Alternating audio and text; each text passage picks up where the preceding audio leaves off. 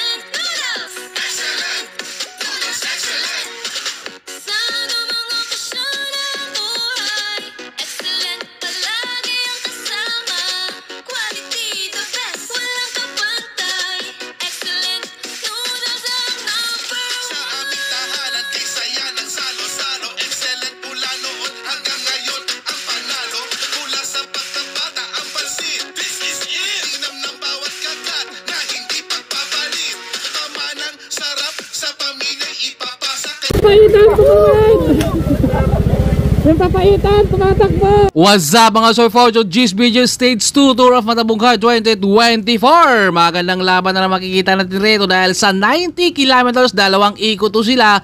At si Lovely, andyan naman yung kanyang kapatid na si Lixia from Cebu ng champ bowlers sa ating stage 1 sa ating under 23 category.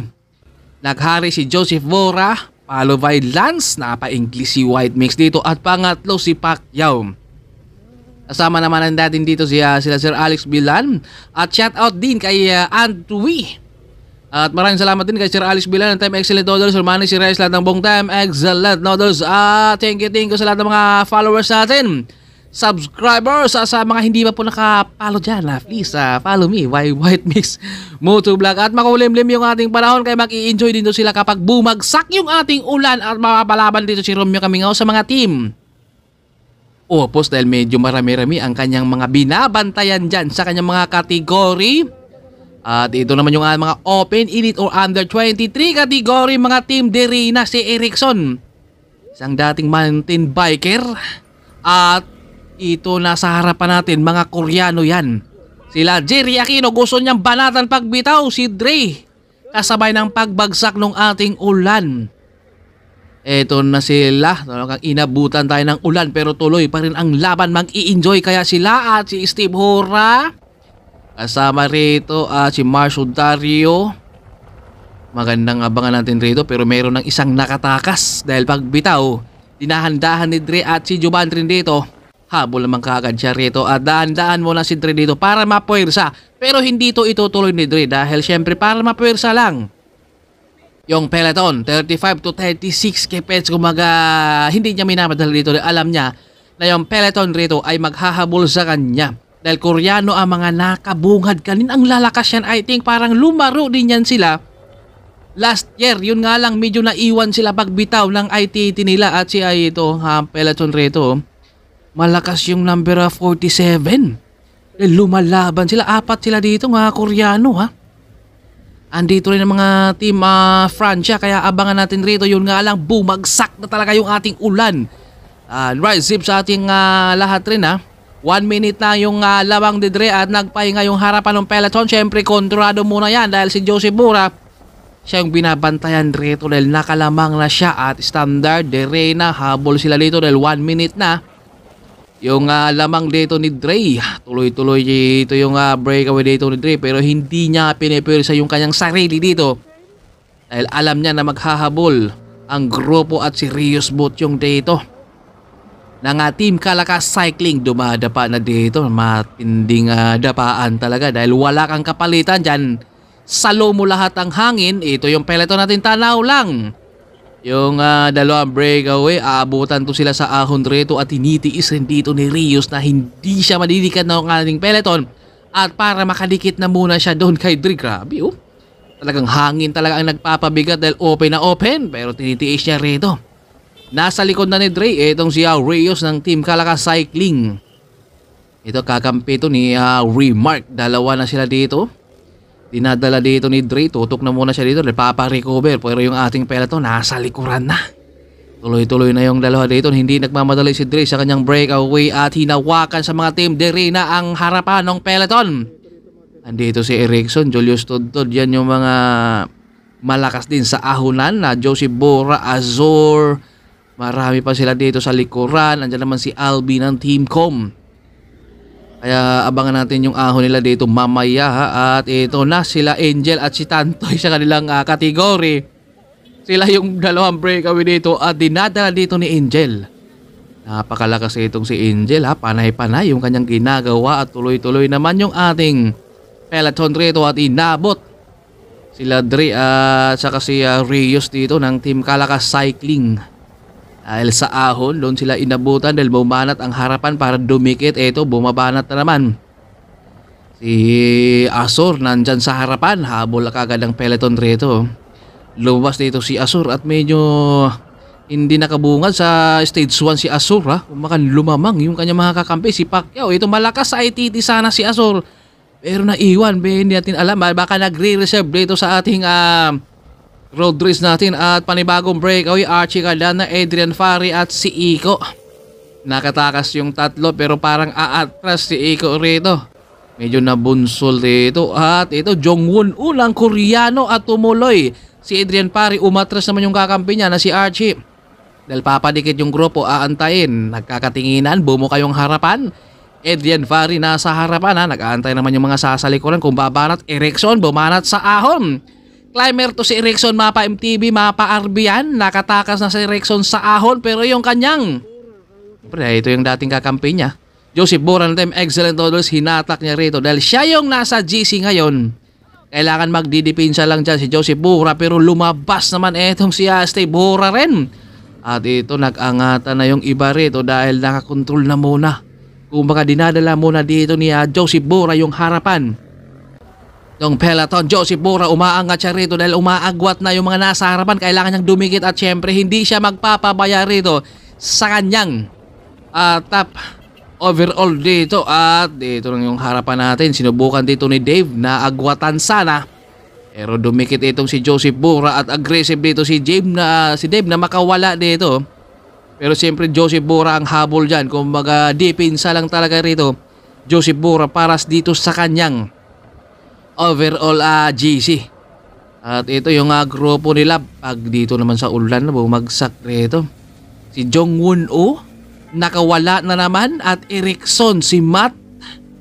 Apat sila dito, dalawa yung first group. Si Iko lumabas na naman siya at ito yung dalawang breakaway natin. Ermita at saka si Jongwon ng Koreano, number 80 at number 47. Kanina pa to gustong lumabas itong si Jongwon pero na hindi siya makalabas at ngayon nakataka siya sa ahon isang climber ito. Si Ermita Lance nakawala rin. Dalawa na yung breakaway. Panibago na naman to Maraming sumubok pero hindi sila natuloy hanggang finish line. At dito kaya napakalakas yung ating ulan. Bumagsak talaga pero tuloy pa rin ang ating laban. Napakatining yung sumipa itong Koreano at second group natin kasama si Erickson na doon, si Steve at saka si Harder at lumabas rin dito si Dave. Ito pa si Bong yung naghahabol at dalawa nakabungad pero kinokontrol nila dahil meron na silang kakampi doon sa breakaway. Ito yung peloton natin nakakontrol na sa mga Direna at Standard dahil meron silang kakampi at nandyan naman si Marvin Mandak. Umaangat si Arking Crito dahil gustong maghabol sila dito doon sa kanilang mga kakampi rin dito. Napaka-solid yung ulan natin dito. Napakalakas kaya ride safe, Azor, Marcel Dario, si Alvin. Ito, nagpapalitan sila dito pero mahirap talaga no kapag kapag nabunsul ka sa laro. Ito, may mga kumakalas na rin tayo at napakalakas yung ating ulan. At ito yung ating breakaway. 8 sila dito. Second group natin to. Kasama si Harder dito at si Steve Hura, si Dave kasama na rin at si Iko. Napakalakas yung ating ulan. Parang hindi na natin makikita yung daan dito dahil bumabagsak yung ating ulan rito. Napakalakas at tuloy-tuloy na yung ating dalawang breakaway na dun. At dito ay nagpupulsigi din sila para dumikit. Pero napakahirap yung kanilang laban rin nila dito. Yung peloton natin, nakaagwat na yung second group natin. At halos hindi na makita yung daan nila dito sa napakalakas ng ulan. No? Tatlong Team Excellent Noodles ang nakabungad na dyan at Standard naman at bumubula na naman yung jersey dito ni Juban sa sobrang lakas ng ulan. Nababanlawan na pagkatapos ng laban. Isasampay na lang to ni Juban yung kanyang jersey dito. Ang lakas ng ating ulan kaya grabe napakahirap kanina. Kumbaga pati si White Mix napapahinto dahil hindi na makikita yung daan. Bumabaha na. Mga ganun talaga no kapag may laro dito sa mga tabungkay. Talagang blessing daw yun kapag umulan. Basta wag naman yung todo ulan rin talaga. Naghahabol dito si Juban at Excellent Noodles dito. Sila talaga yung hahatak dyan dahil umagwat na yung mga Team Standard at inabot yung dalawa. Eto na 7 na silang kasama dito sa breakaway. Si Ermita, Erickson, si Dave, Jongwon, Harder at si Bong at Steve Hura. Ito na yung mga aabangan natin doon sa finish line natin dahil umagwat na sila. Tatlong Team Excellent Noodles din ang nagpapalitan doon sa ating peloton kanina. At ito napakalakas talaga itong Koreano rito dahil kanina pa yan siya. Talagang gusto talaga niyang lalabas rito. At ito kay nakatakas Erickson. Nandito na ang isang dating mountain bike na isa sa pinakamalakas din yan sa ahonan. At ngayon ay sinasana niya dito sa RB at Jongwon nasa harapan, Erickson, Harder, Steve at si Dave at Ermita at Bong. Lauro yung nasa likuran natin. Itong magandang rimatihan natin rito dahil pakalasan to sila dito sa ahon ngayon. At bumubula rin itong jersey dito ni Harder. Lalo na si Bong dito. Kung baga nababanlawan na yung kanilang mga jersey dito sa sobrang lakas ng ulan pagkatapos ng laban. Isasampay na lang natin yan. Grabe yung ating ulan rito sa ating stage 2 dahil hapon na to. Kumbaga nandun talaga yung ulan talaga at si Jongwon rito aggressive talaga siya na makakausad sila dito at hindi na madidikitan. Ito tinutulak si Harder dito ni Bong dahil parang nakakaramdam na kaya dito ng pagod. Itong si Harder dahil tinutulak na dito ni Bong at Ermita nasa kanan. Jongwon ang humahatak, makakarimate pa kaya siya na nasa bungad siya lagi rito. Erickson, Steve, si Dave at Ermita at si Bong yung nasa likuran natin. Ang lakas magtrangko itong Koreano rito. Siyempre, uutakan siya dito sa mga Pinoy ngayon dahil nasa likuran nakakapit. Kumaga nag-aabang ng finish line. Nasa harapan itong si Ermita, Erickson, Steve. Ito grabe yung ulan nila dito. Bumabaha talaga yung kalsada pero mag-iinit talaga kayo ngayon. At Ermita bumanat na lang kalasan. Sumasabog na yung breakaway nila rito dahil nakita nila dito na kailangan ng pasabugin last 500 meters to the finish line. Ito na yung kanilang breakaway sa 7 ay sumasabog na sila at naiwalan si Erickson, si Jongwon. Naiwan siya dito dahil siya nung nagtrangko. Medyo syempre nag-groggy siya dito ng konti.